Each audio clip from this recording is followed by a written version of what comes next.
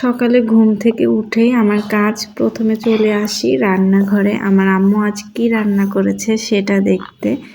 সকাল সকাল আমার পছন্দ মতো খাবার রান্না হলে সারা দিনটাই মনে একদম ফুরফুরে আনন্দ থাকে। আমার কাছে মনে হয় যে সবারই মনে হয় এরকম অনুভূতি থাকে যে মায়ের হাতের মজার মজার খাবার খাবো, আর মা কি রান্না করছে সেটা তো দেখতেই হবে।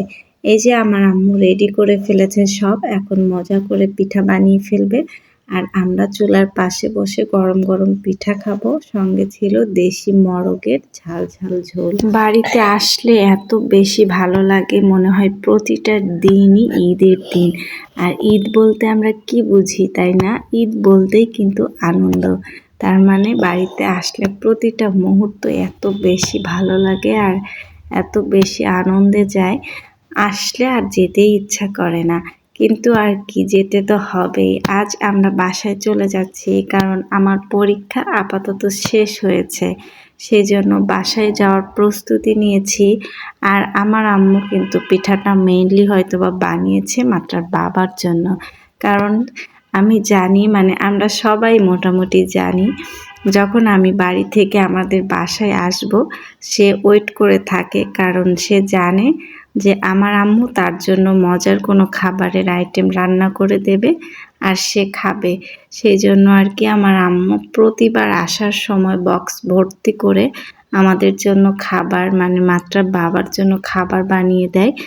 আর আজ আমার সঙ্গে আমার ভাইও এসেছে আমাদের বাসায়। আমাদের ওইখান থেকে ফরিদপুরে নেমে তারপর আমি রিক্সাতে এসেছি, আর আমার ভাই আর মাত্রার বাবার বাইক এসেছে। এই যে আমরা আমাদের বাসায় চলে এসেছি।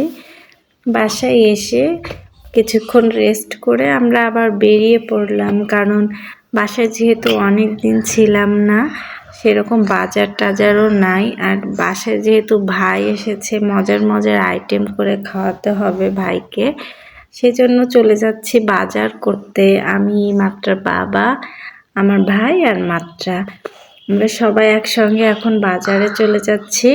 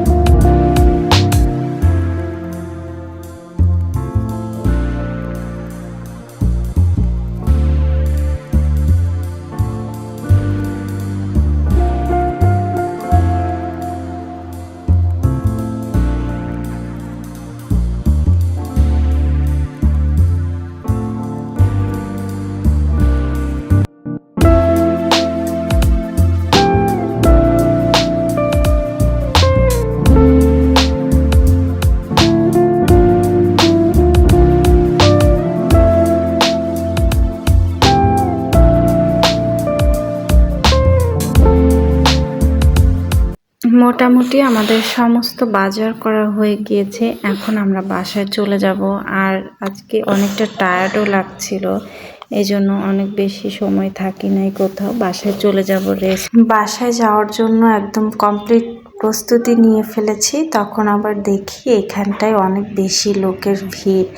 ভাবলাম কি হচ্ছে, যে দেখি তো দেখি ছোট ছোট আনারসগুলা বিক্রি হচ্ছে, আর এগুলো আমরা অনেক কমে কিনতে পেরেছি।